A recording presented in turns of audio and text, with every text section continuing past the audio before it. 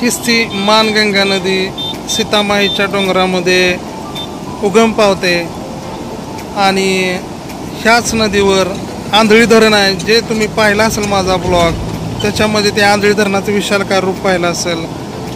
आणि हीच मानगंगा नदी वाहत वाहत मसवडला येते आणि मसवडला हिचं हे विशाल असं पसरलेलं रूप अतिशय सुंदर दिसत आहे.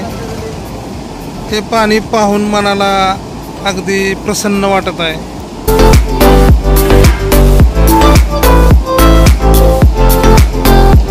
नमस्कार मित्रांनो, तर आपलं स्वागत आहे माझ्या एका नवीन ब्लॉगमध्ये. श्री सीतानाथाचं दर्शन घेऊन आता आम्ही चाललो आहोत येळू तलाव पाहण्यासाठी. हीच ती मानगंगा नदी आहे जी पुढे येळू तलावाला जाऊन मिळते आणि हा येळू तलाव सुद्धा पूर्णपणे पाण्याने गच्च भरलेला आहे. ते दृश्य पाहण्यासाठी आता आम्ही जाणार आहोत, मी आणि नीरज. तर चला जाऊया.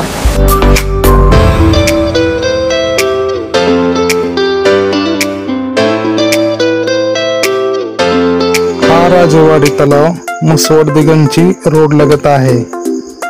हा तलाव सातारा जिल्हा मान तालुक्यामध्ये येतो. हा राजेवाडी तलाव निसर्ग संपन्न आणि ऐतिहासिक आहे आणि पर्यटनासाठी सुद्धा अतिशय आकर्षक केंद्र आहे.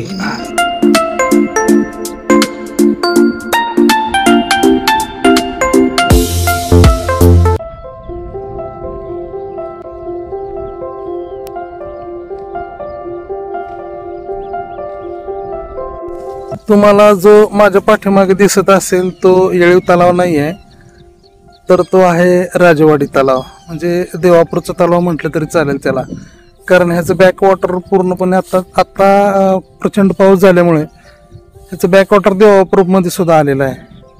आणि हा जो तलाव आहे तो मानगंगा नदीवर असलेला हा तलाव आहे. म्हणजे पूर्ण एक प्रकारे एक धरण असल्यासारखंच आहे. आणि एवढं प्रचंड पाणी तुम्हाला दिसत आहे माझ्या पाठीमागं, तुम्ही पाहू शकता. आणि हे दिसायला सुंदर एवढं दृश्य दिसत आहे. आम्हाला जायचं होतं ह्याच्या बंधाऱ्यावर, म्हणजे तलाव ज्यावेळेस ओव्हरफ्लो होतो आणि तिथून जे पाणी वाहिलं जातं ते दृश्य जबरदस्त आहे असतं. त्यामुळं आम्हाला ते दृश्य पाहायला जायचं होतं, पण प्रचंड पाऊस झाल्यामुळे तो बंधाऱ्याकडे जाणारा जो रस्ता आहे तो पूर्णपणे चिखलानं माखलेला आहे. तिथं आपली गाडी जाऊ शकत नव्हती, म्हणून आम्ही ते तिथं जाण्याचं टाळलं.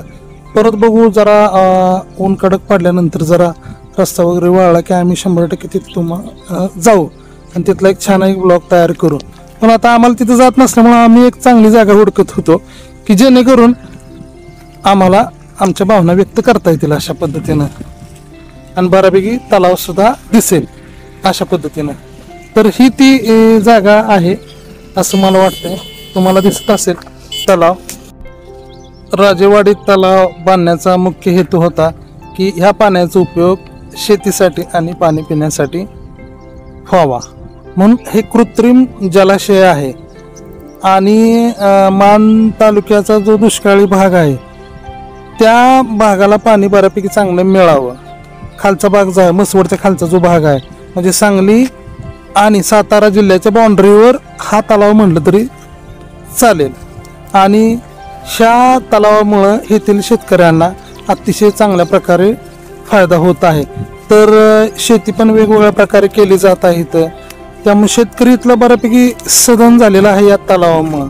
त्यामुळं शेतकरी ऊसाची शेती करू लागलेला आहे आणि ह्या ऊसाच्या शेती करण्यामुळं ह्या तलावाच्या खालच्या साईडला एक साखर कारखाना सुद्धा आहे. त्या साखर कारखान्याचे नाव काय मला माहीत नाही, पण बऱ्यापैकी शेतकऱ्यांचा चांगला फायदा झालेला आहे या तलावाच्या पाण्यामुळं.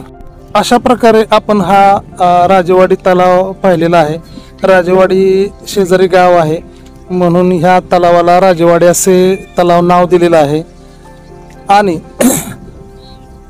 हा माझा आता ब्लॉग मी इथे संपवतो. अशाच प्रकारचे माझे नवनवीन ब्लॉग पाहण्यासाठी माझ्या चॅनलला तुम्ही सबस्क्राईब करा आणि माझ्या ह्या ब्लॉगला लाईक करा. धन्यवाद.